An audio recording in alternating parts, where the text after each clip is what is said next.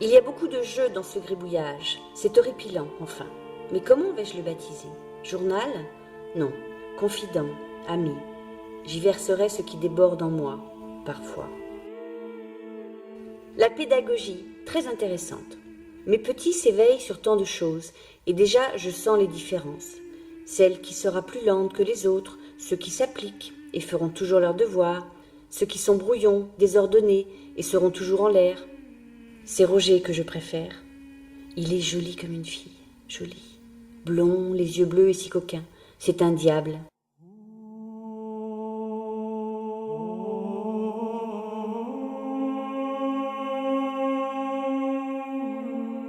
20 octobre 1940. Reviens d'une promenade matinale. Air vif qui coupait le visage et qui me parcourait le corps de grands frissons irréguliers, car très légèrement couvertes. Oh, j'étais bien, bien. Je ne pensais à rien qu'à mon bonheur de vivre ainsi ce matin. Je donnerais beaucoup de jours monotones inutiles de ma vie pour que de semblables sensations se renouvellent de loin en loin. Les hommes ne savent pas accueillir l'instant qui passe dans ce qui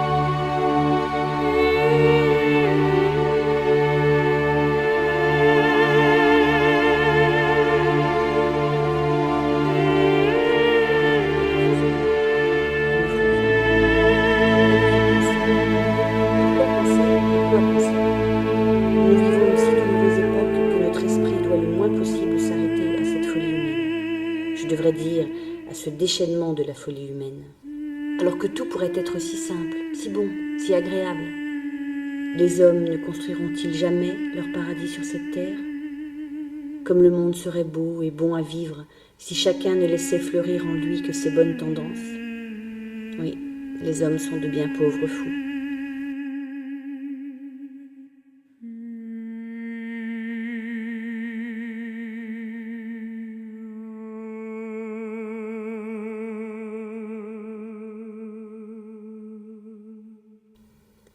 « 19 décembre 1940. Je lis dans Nietzsche que la vertu capitale est l'honnêteté. Y a-t-il des gens scrupuleusement honnêtes avec eux-mêmes et avec les autres? J'ai peur de n'en pas connaître ou d'en connaître trop peu. Bien que je me force à l'honnêteté, c'est une contrainte parfois. Non, je ne le suis pas toujours. Je ne le suis donc pas. Si j'ai une devise à adopter, un idéal à suivre, ce sera cela. Être honnête.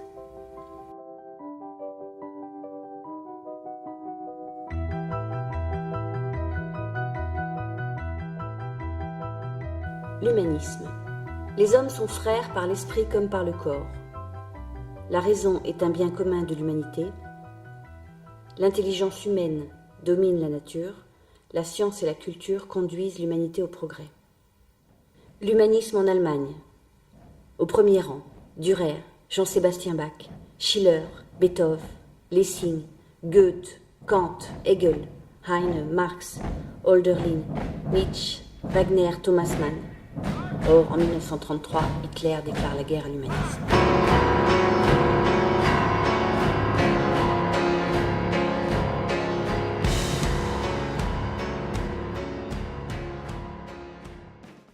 Nous sommes, nous Français, en état de guerre avec l'Allemagne.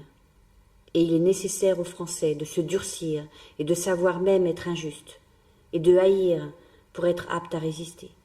Et pourtant, il nous est facile de continuer à aimer l'Allemagne, qui n'est pas notre ennemi, l'Allemagne humaine et mélodieuse.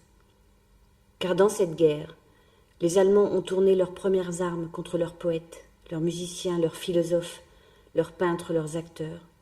Et ce n'est qu'en France qu'on peut lire Heine, Schiller et Goethe sans trembler. Je veux dire ma reconnaissance à la vraie Allemagne.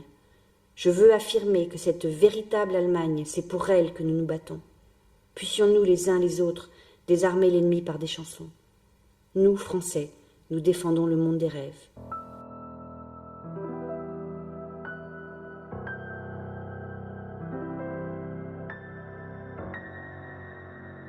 Je désire des choses. Les aurais-je jamais? Écrire toute la journée, puis déjeuner vivement, puis écrire de nouveau dans l'après-midi, dîner et fumer une cigarette, et rester seul encore jusqu'au moment de me coucher. Or je veux vivre, je veux des amis, du monde, une maison, je veux donner et dépenser. La soirée est superbe, si belle qu'on craint même de l'enfermer dans sa poitrine quand on respire.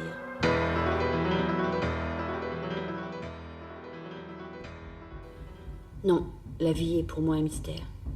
Elle est faite d'amour et de douleur. On aime et on souffre. On souffre et il faut aimer. Pour moi, je sens que j'ai besoin de vivre dans l'amour de toute chose. Pénétrer tout si profondément et si réellement qu'on l'aime. Cela n'exclut pas la haine, loin de là. Je veux dire que cela n'exclut pas la colère. Mais j'avoue que je n'ai l'impression de bien faire que lorsque je vis avec l'amour. Je ne parle pas d'un amour personnel, vous comprenez, mais du sentiment infini. Pourquoi faut-il aimer? On ne sait, c'est un mystère. Mais l'amour est comme une lumière.